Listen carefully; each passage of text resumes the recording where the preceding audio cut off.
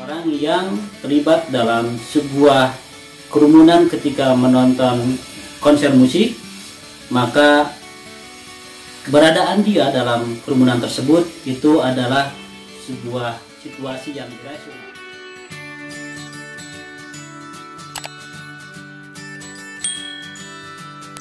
Selamat datang di channel Pintar Sosiologi, Kacamata Melihat Dunia.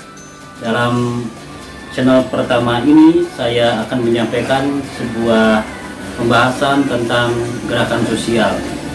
Ada teori yang melandasi teori gerakan sosial, yaitu tentang crowd behavior atau teori perilaku massa. Nah, ada 3 teori yang menjelaskan tentang bagaimana perilaku manusia dan berada dalam sebuah kerumunan atau dalam sebuah massa. Itu yang pertama adalah teori penularan atau contagion theory. Kemudian yang kedua adalah teori konvergensi, dan yang ketiga adalah teori kemunculan norma. Saya akan mulai dengan menjelaskan yang pertama. Yang pertama adalah tentang contagion theory atau teori penularan.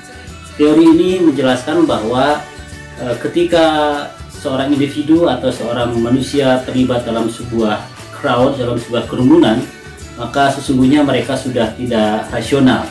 Dia akan mengikuti situasi dan tindakan perilaku yang ada dalam kerumunan tersebut.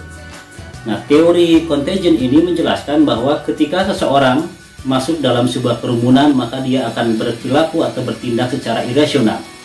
Contohnya misalnya bisa kita lihat adalah orang yang terlibat dalam sebuah kerumunan ketika menonton konser musik, maka keberadaan dia dalam kerumunan tersebut itu adalah sebuah situasi yang irasional. Bentuk irasionalitasnya adalah misalnya ketika ada satu orang yang kemudian menyanyikan lagu atau berteriak memanggil idolanya, penyanyinya, maka yang lain akan mengikuti tanpa sadar.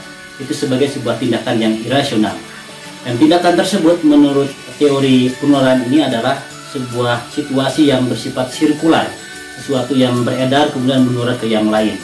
Maka kalau ada orang yang melakukan satu tindakan, dia akan menular ke yang lain. Kita lihat misalnya pada contoh yang lain, misalnya dalam sebuah jamaah pengajian, seorang jamaah yang kemudian mengucapkan satu kalimat tertentu, maka dia akan menjadi awal untuk sebuah tindakan secara masif dilakukan oleh semua orang. Itu namanya teori penularan. Yang kedua tentang crowd behavior atau perilaku kerumunan adalah teori konvergensi. Teori konvergensi ini menjelaskan bahwa sesungguhnya perilaku sebuah kerumunan atau banyak orang itu berangkat dari sebuah kesepakatan sebenarnya. Jadi tidak begitu saja secara spontan sebagaimana diterangkan dalam teori penularan. Jadi teori ini menjelaskan bahwa orang yang tergabung dalam sebuah kerumunan itu sesungguhnya sudah memiliki satu like-minded, satu kesamaan pemikiran sebelum dia tergabung dalam sebuah kerumunan tadi. Kita ambil contoh misalnya para mahasiswa yang melakukan sebuah protes di sebuah kampus atau di jalan.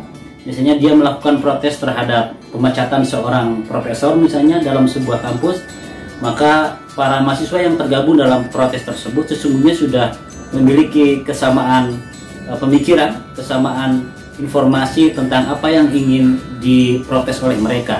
Jadi mereka tergabung dan memiliki tindakan yang sama berdasarkan pada kesamaan pemikiran yang tadi. Nah, biasanya pada teori yang kedua atau teori konvergensi ini juga ada kesamaan, misalnya kesamaan usia. Dalam kasus atau contoh bagaimana para mahasiswa melakukan protes adalah rata-rata usianya adalah usia mahasiswa. Juga latar belakang pemikiran, kemudian latar belakang pendidikan relatif sama. Jadi mereka berangkat dari sebuah pemahaman yang sama lalu terlibat dalam sebuah kerumunan begitu. Ini beda dengan teori yang pertama, bahwa tindakan massa tadi atau crowd behavior itu bukan sesuatu yang spontan, tapi berangkat dari sebuah pemahaman sebelumnya. Yang ketiga ada yang disebut dengan emergent norm theory atau teori kemunculan norma. Nah, teori ini juga memberikan tambahan penjelasan pada teori yang dua yang pertama, bahwa meskipun seseorang datang dengan sebuah pemahaman yang sama, lalu berada dalam sebuah kerumunan, lalu tiba-tiba muncul sebuah tindakan yang baru yang kemudian itu menjadi norma yang baru, maka akan diikuti oleh semua orang yang terlibat dalam kelompok tersebut. Kita ambil contoh misalnya dalam sebuah demonstrasi, sebuah crowd behavior atau perilaku kerumunan, tentu ada sebuah kesepakatan dari para demonstran yang hadir dalam demonstrasi tersebut untuk tidak melakukan kekerasan. Tetapi dalam perjalanan protes tersebut dilakukan, tiba-tiba ada satu orang yang melakukan pelemparan batu. Kalau misalnya si kerumunan yang lain itu menyepakati tindakan tersebut, maka itu akan diikuti oleh para demonstran yang lain, dan jadilah itu yang disebut dengan kemunculan norma baru tadi. Nah, tiga teori ini menjadi landasan kita nanti akan mempelajari teori yang disebut sebagai gerakan sosial. Demikian yang bisa kita pelajari, bagaimana kita memahami dunia sosial dengan pintar sosiologi kacamata dunia melihat gejala sosial. Terima kasih.